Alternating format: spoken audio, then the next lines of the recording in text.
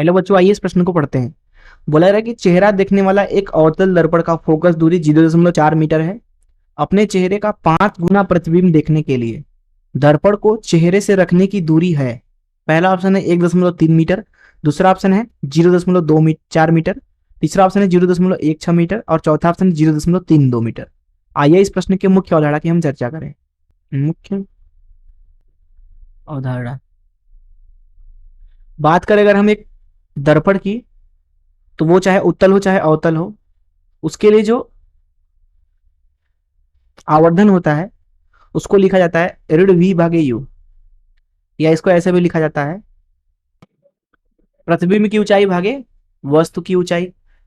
इस तरीके से, अर्थात जो प्रतिबिंब की ऊंचाई है वो वस्तु की ऊंचाई का कितना गुना है, यही तो है आवर्धन। अगर आवर्धन एक से छोटा है तो प्रतिबिंब वस्तु से छोटा बनेगा, आवर्धन एक से ज्यादा है तो इसका मतलब एच आई ज्यादा है एच ओ से, मतलब कि वस्तु का प्रतिबिंब बड़ा बनेगा। तथा किसी भी दर्पण के लिए जो दर्पण सूत्र होता है वो लिखा जाता है 1/f बराबर 1/v धन 1/u, जहां v है दर्पण से प्रतिबिंब की दूरी, u है वस्तु की दूरी, f है दर्पण का फोकस दूरी। तो इस मुख्य अवधारणा से अब हम प्रश्न को हल करते हैं। यहाँ पे अवतल दर्पण है इस तरीके से, तो अवतल दर्पण का फोकस दूरी ऋणात्मक होता है। प्रश्न में दिया गया है 0.4, तो फोकस दूरी ऋण 0.4 मीटर है। प्रश्न में हमसे बोला जा रहा है कि जो यहाँ पे आवर्धन है अर्थात जो प्रतिबिंब है वो वस्तु का 5 गुना है, तो आवर्धन का मान 5 दिया गया है हमें। तो हमसे क्या पूछा गया है, हमसे पूछा गया है कि दूरी कितनी होनी चाहिए चेहरे की, चेहरा मतलब वस्तु की, यू हमसे पूछा गया है। सीधी सी बात है कि जब हम दर्पण में अपना चेहरा देखेंगे तो हम सीधा ही देखेंगे प्रतिबिंब, उल्टा तो देखेंगे नहीं। तो इसका मतलब यह है कि जो वस्तु है वो फोकस दूरी के अंदर है। जब वस्तु अवतल दर्पण के सामने फोकस दूरी के अंदर होता है तो प्रतिबिंब बड़ा बनता है और दर्पण के पीछे बनता है और सीधा बनता है। तो इसका मतलब है यहाँ पे जो u है वो ऋणात्मक है और v जो है वो धनात्मक है। m क्या होता है, ऋण v भागे u।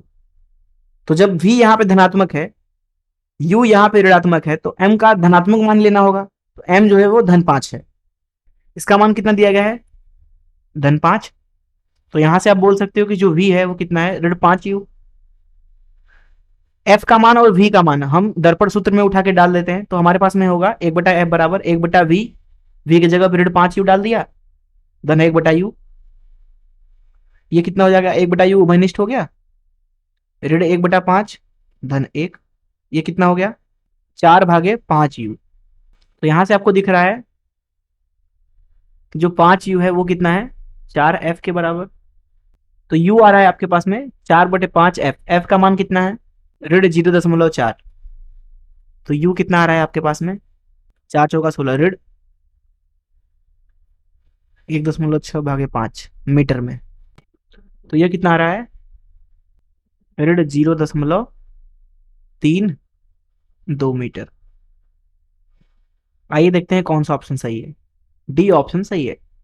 मैं आशा करता हूं कि आपको इस प्रश्न का हल जरूर समझ में आया होगा। धन्यवाद।